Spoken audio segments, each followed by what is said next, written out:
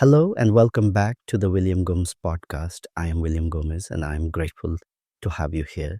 Today we explore one of the most influential and often misunderstood ideas in Lacanian psychoanalysis, something known as the name of the father. Despite the wording, this concept is not about a biological father or any particular individual. Instead, it describes a symbolic function, a form of authority embedded in language, family structure, and culture. It is a principle of order, limit, and meaning that shapes how each of us enters the world of rules, relationships, and desire. In this episode, we will gently explore what the name of the Father means, how it develops, why it matters, and how it influences our emotional lives. We will take our time, we will walk carefully through this idea so that by the end of our conversation, you will understand how symbolic authority shapes identity, desire, and the structure of our internal world. Let us begin with something simple. Every child enters the world through relationships. At birth, a child is immersed in the imaginary realm of closeness with the caregiver. This early world is shaped by touch, sensation, and connection. The caregiver seems to hold everything together. They are the source of comfort, nourishment, and meaning. But as the child grows, they encounter something beyond this closeness. They encounter language. And language opens the door to a new world, a world of rules, distinctions, and symbolic structures. Within this world, the name of the Father emerges as a key organizing principle. It does not refer to a person, but rather to the symbolic function that introduces limit, separation, and structure into the child's experience. It creates a boundary that helps the child move beyond the early fusion with the caregiver. It opens a space for individuality, for desire, and for the possibility of becoming a subject in their own right. One way to understand the name of the Father is to see it as the introduction of the no that creates possibility. When the child hears that something is forbidden, they encounter a limit. But this limit is not simply restrictive, it also creates space, space to imagine, space to desire, space to move into the wider symbolic world. The prohibition helps the child discover that there are relationships beyond the immediate one with the caregiver. It signals that they are part of a larger structure. The name of the Father also assigns roles within the symbolic order. It helps establish the idea that relationships are shaped not only by affection, but by positions, responsibilities, and expectations. For example, the child learns that caregivers have their own relationships, their own desires, and their own obligations. This recognition introduces the child to a world that does not revolve entirely around them.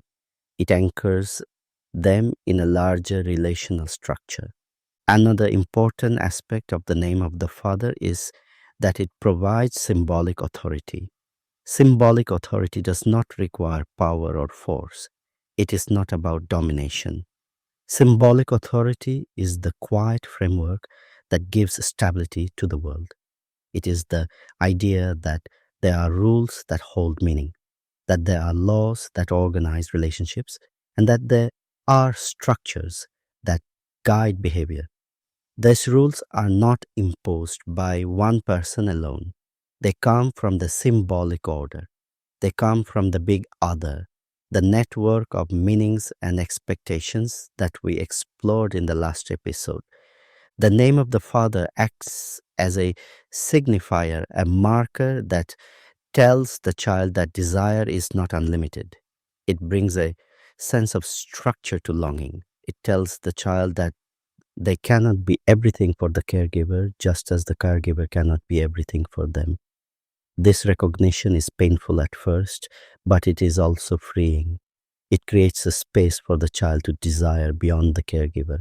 to form relationships, to explore the world, and to become their own person. When the name of the father functions well, it creates a stable foundation.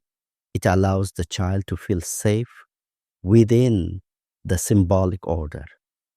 They know there are rules, but they also know that rules are shared. They know there are limits, but they also know that limits allow growth. They know that authority exists, but they also know that they have a place within that structure. However, when the name of the father is weakened or inconsistent, the symbolic order can feel unstable. The child may feel unsure about boundaries. They may struggle to understand what is expected of them. They may feel overwhelmed by desire, unable to find a structure that help desire take shape. This is not a judgment on families. It is an observation about how symbolic structures influence development. The name of the father also plays an important role in identity. Identity is not created through introspection alone. It is created through the signifiers we receive from others. When the name of the father introduces the child to language, the child gains access to the vast network of signifiers that shape identity. They learn who they are through the words others use, the roles they inhabit, and the values communicated through culture. The name of the father opens the door to this symbolic landscape. Desire is deeply influenced by the name of the father. Before this symbolic function emerges, desire is tied primarily to the caregiver. Once the symbolic authority enters, desire begins to circulate through the wider world of signifiers. The child becomes aware of new possibilities. They realize that others have desires too. They learn that desire must navigate limits, responsibilities, and the needs of others. This shift helps shape the movement of desire throughout life. The name of the father also influences fantasy. Fantasy, as we explored previously, is the frame that supports desire. The name of the father gives fantasy its structure by defining what is possible, what is forbidden, and what is meaningful. It guides the scenarios the child uses to understand themselves. It creates the stage on which desire is imagined and pursued. Symbolic authority also shapes our relationship to law and social norms. The name of the father teaches us that relationship involve responsibility. It teaches us that actions have consequences. It teaches us that we belong to a world with shared expectations. This does not mean becoming obedient or passive. It means recognizing the symbolic structure that holds society together. An essential insight of Lacanian thinking is that the name of the Father is not perfect. It is not a flawless authority. It has gaps. It can fail. It may be experienced differently depending on the emotional life of the family or the wider cultural context. These gaps are not necessarily harmful. They reveal the truth that symbolic authority is a construction. It is built by human beings, shaped by history, and subject to change. When the name of the father fails or becomes inconsistent, anxiety often appears.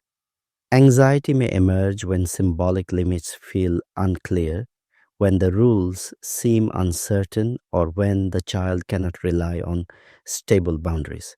Later in life, similar experiences may trigger anxiety.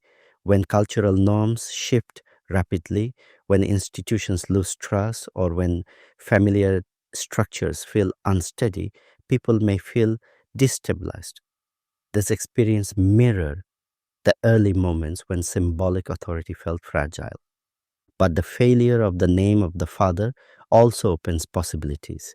It invites creativity. It invites reinterpretation. It allows individuals to question inherited norms and forge new pathways. When Symbolic authority becomes too rigid, it can feel oppressive. When it becomes too fragile, meaning may collapse. But when it is balanced, it provides both structure and freedom. The name of the Father also appears in the stories we tell ourselves. It shapes our inner voice, our moral compass, and the sense of responsibility we carry. The inner voice that says, you must do this or you must not do that, is often the echo of symbolic authority. Sometimes this voice supports us, sometimes it restricts us. Understanding where this voice comes from helps us to relate to it more consciously. Symbolic authority is also present in institutions such as schools, governments, religious structures, and cultural traditions. These institutions carry the symbolic function of the name of the Father. They establish norms and rules, they provide coherence, they offer a sense of belonging, but they can also be challenged and reinterpreted. As society changes, symbolic authority transforms. Understanding the name of the Father invites us to reflect on our own relationship to authority. We may feel comfortable within structured systems, or we may resist them. We may feel supported by rules, or we may feel constrained. These responses often reflect early encounters with symbolic authority. By becoming aware of these patterns, we can begin to develop a healthier, more thoughtful relationship to the symbolic frameworks that shape our lives. As we near the end of this episode, let us reflect on what the name of the Father ultimately offers. It introduces the child to language, to structure, to limit, and to the possibility of becoming a subject. It shapes how we enter the symbolic world and how we navigate desire. It teaches us that we are part of something larger than ourselves, and it reminds us that even the most powerful symbolic structures are human creations, open to interpretation and change. In our next episode, we will explore the concept of the phallus. This idea may sound surprising at first, but in psychoanalytic thinking, the phallus is not a biological organ. It is a symbolic signifier, a marker of desire, value, and social meaning. Understanding the phallus will help us deepen our exploration of desire, lack, and the symbolic order. But for now, I hope this episode has offered you a gentle and thoughtful introduction to the name of the Father, and that it helps you reflect on how symbolic authority has shaped your own emotional and relational life. Thank you for listening. This is the William Gomez Podcast. Take care of yourself, stay curious, and I will speak with you again soon.